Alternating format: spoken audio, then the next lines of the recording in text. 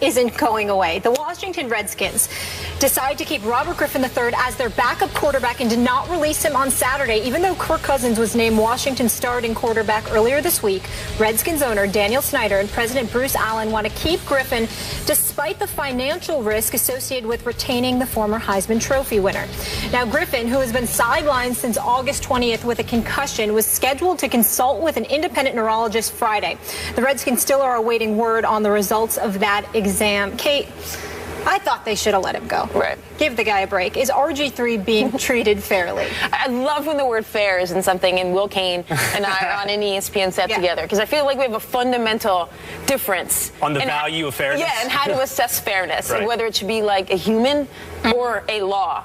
But in this RG3 case, it kind of splits the difference there, because it's like what's good for the Redskins and what's good for RG3. Yep. And this is why I'm confused, because it seems like what's good for the Redskins and RG3 should be the same thing.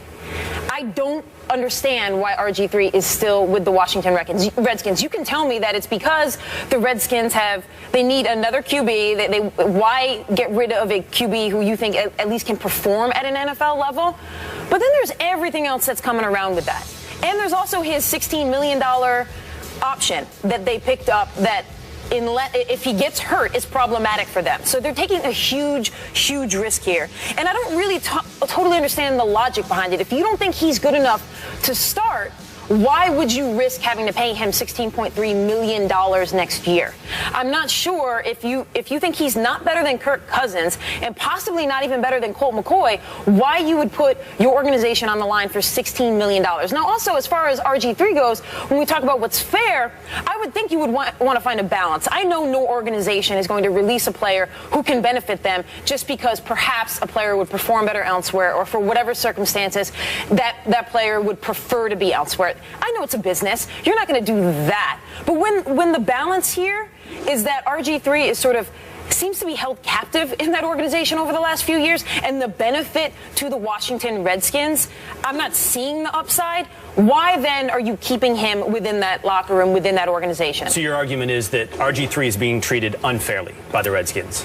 My argument is that I actually believe it would be fair to both parties to let him go. I don't even understand the logic. Right. There's that small kernel of well, he's a decent QB. Why would you get rid of a decent QB? Okay, so what I would suggest is Robert Griffin III has been treated more than fairly by the Redskins organization. That does not mean, however, that he hasn't been mismanaged. You can be mismanaged and be given more than every chance for success, been treated more than fairly. I look at many quarterbacks in the NFL and I think, wow, what an unfortunate situation did they find themselves in? How unfair that David Carr had 4 offensive coordinators, a new offensive coordinator every year, and a horrendous offensive line, and he led the league in sacks year after year. David Carr was a massive talent that could have been great. Vince Young was a unique talent put into a terrible situation by a coach in Jeff Fisher that did not want him. No attempt to adapt to his unique talents. That is unfair. Robert Griffin III was tailored to, if Mike Shanahan is to be believed. When he was drafted, Mike Shanahan said this was a guy that came out of Baylor that couldn't read a route tree, that couldn't pre-read a snap to see what defensive coverages are. He had none of that at Baylor. So what Shanahan has suggested, and again, if Shanahan is to be believed, they adapted that to RG3. They ran more spread in 2012 when he was incredible. Something happened between 2012 and 2013. He had fewer offensive plays tailored to his strengths, an offense that wasn't as conducive to his talents. What happened? Well, according to Shanahan, RG3 happened. He went to Dan Snyder, and Dan Snyder and RG3 went to Shanahan and said, more drop-back passes, more traditional offense. He's getting hit too much. Make him a traditional talent. Shanahan said he's not a traditional talent. We have to adapt this to RG3. And ever since then, whether or not it's been Shanahan's later years or Jay Gruden's years, there's been this effort, because RG3 wants it to be, to make him a traditional quarterback, which does not suit him. So what I'm telling you is he's had offensives tailored to him. He's had offenses adjusted according to what he's wanted. He's had ownership back him up through those attempted adjustments. And now he's had ownership essentially guarantee he's going to get $6.5 million this year to be a backup quarterback. I have a hard time looking at any of that going, where's the unfairness? He was given every opportunity and it just didn't come through for him. You missed one key distinction between what happened in 2012 and RG3's performance in 2013. Injury? Yeah.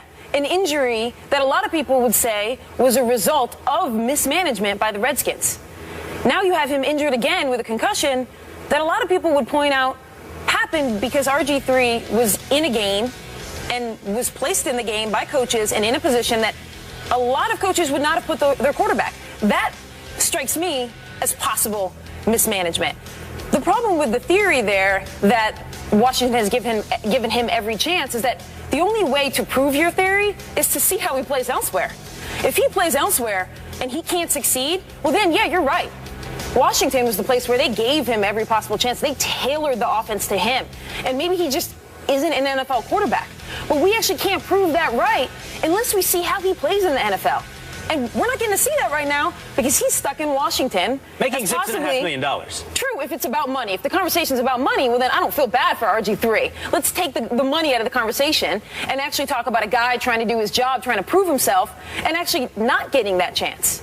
Yeah, I will say this. If, again, Shanahan is to be believed, it wasn't about the injury. Shanahan says it wasn't about the injury, but rather his ability to process the NFL game, to learn and adapt to NFL routes and plays. And he says RG3 simply didn't do that. I said he's been given more than a fair shake, and yet he's been mismanaged. The mismanagement is Dan Snyder undercutting coaches, undercutting mid-level management, and allowing RG3 to dictate changes in the offense. So he's been treated fairly, but that also means he's been mismanaged because that's not the way an organization should work. Well, Mike Shanahan was the guy who took all the heat for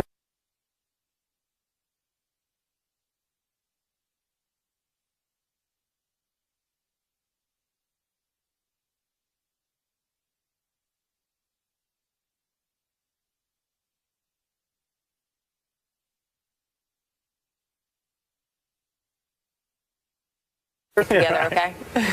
I don't know. This smelled a little bit to me like maybe they're not totally trusting in Kirk. That was just maybe a little bit of that. My 2 cents there. At least we know with Daniel Snyder, he's always had his back. So we talk about targeting RG3 in a negative way. Wait till you see this video. This is a high school game over the weekend that you just can't believe. Players targeting a referee. We'll react to it right after the break. Michael Jordan is on Kevin Durant's all-time starting 5, no surprise, but who else made the cut? We'll reveal that later in the show, and we have a quick hitter for you on this Labor Day version of First Take. Keep up with today's show by heading over to IG, where you'll find today's topics. Make sure you tag a friend or join in on the debates by leaving your own takes. This is First Take.